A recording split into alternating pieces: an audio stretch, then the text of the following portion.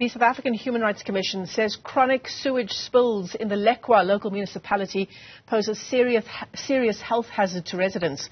The municipality was singled out for failing to implement the Commission's 2019 recommendations from a report on service delivery. Let's bring in Commissioner Dr Henk Boshoff, who joins us now for more on the story. Dr Boshoff, thanks very much indeed for coming on. And I mean, it's obvious, right, exactly what we've outlined, that these sewage spills will obviously cause a serious issue for communities. Good afternoon, Michelle, and good afternoon to the viewers. Yes, indeed, Michelle.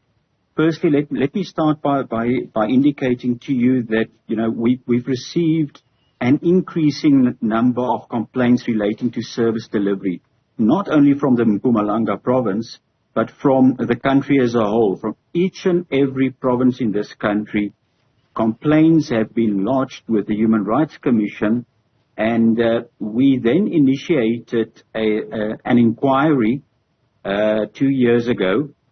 We summoned all local municipalities in the Mpumalanga province to the inquiry, and we highlighted these challenges to the municipalities. We also provided them with the opportunity to respond to some of the allegations made by community members, political parties, civil society, and based on that inquiry, we then launched the report yesterday. I can also indicate that we are also planning to have more inquiries in other provinces, because the problem, Michelle, the service delivery problem in South Africa is real. And then obviously you've referred to sewer spillages. We have seen that challenge is almost everywhere in the country, and it's something that government really needs to address.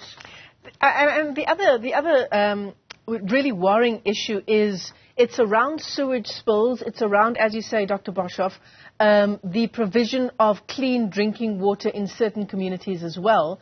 And one thing that does raise alarm bells is that there's this commodification of water, right?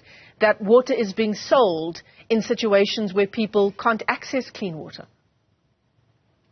Absolutely. It has become a serious business in the country. We have read in the media about those kinds of allegations in KwaZulu-Natal. And obviously it's also happening in other provinces. But what is more worrying, Michelle, is what we've picked up with regards to the lack of access to water, especially in Mpumalanga, and that is caused by a huge amount of water losses in the province, inadequate maintenance of infrastructure, old asbestos pipes just with so many holes in it, so many leaks, and there's just no plan to fix those pipes. And then we've also picked up lack of storage facilities, and because of all these allegations, you are 100% correct. It has become a serious business in the country, and people are paying a massive amount of money for a basic right like water provision. So, Dr. Boshoff, can I just get some clarity here? So there's the Lekwa Municipality insofar as the Human Rights Commission's 2019 recommendations are concerned, right? And it's now been found that even those recommendations have not been fulfilled. And now there is a new inquiry that's now given the Lekwa Municipality another 90 days to comply with. So 2019, the Human Rights Commission looked into this issue. Nothing's been done in the 5 years since then. Ironically, these are both election years, right? So 2019, now 2024. And now they've been given another chance. At what point do we stop with the inquiries and take harsher action? Yeah. Michelle, we've given them 90 days to provide us with an implementation plan. Not with a letter addressed to the Commission promising us that they will be implementing the recommendations, and then they never do it. It's an implementation plan that we would like to see, and obviously an implementation plan needs to be informed by expert opinions, from engineers, etc. However, if we, after we've set these tight timelines, and we see that there's just no adherence and no compliance to the recommendations of the Human Rights Commission, we will have to involve the courts. We will have to involve the judiciary, approach a court of law, and have our recommendations made an order of court. But, Dr. Boshoff, has the municipality not already received this chance?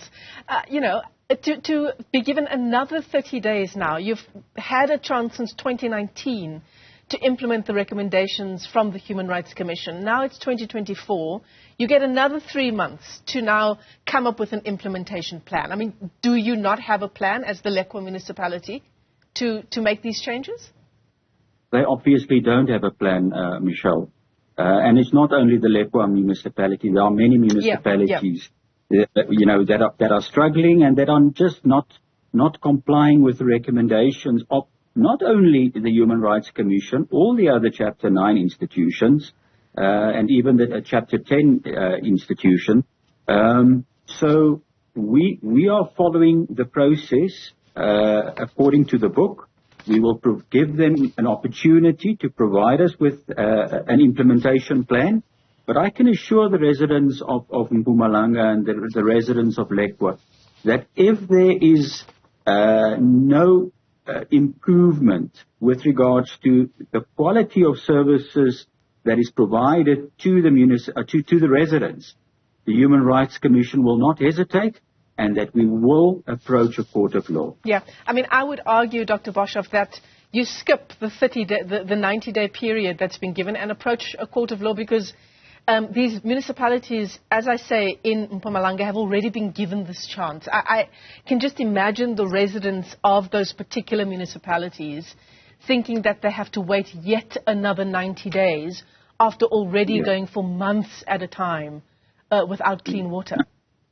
Your argument is spot on. I think this time around, because an inquiry took place a year or two ago, proper findings have been made. The municipality was summoned to the inquiry. They were given the opportunity to respond, and they did provide us with representations during the inquiry. It is a formal process. I mean, if we approach a court of law now, the chances of a municipality arguing that our process was faulty would be very slim. Dr. Henk Boshoff, let me thank you for your time. Yeah, it really does feel like we are just going around in circles, and in the meantime, the residents are the ones that are suffering here. I can't imagine going for months on end without access to clean water.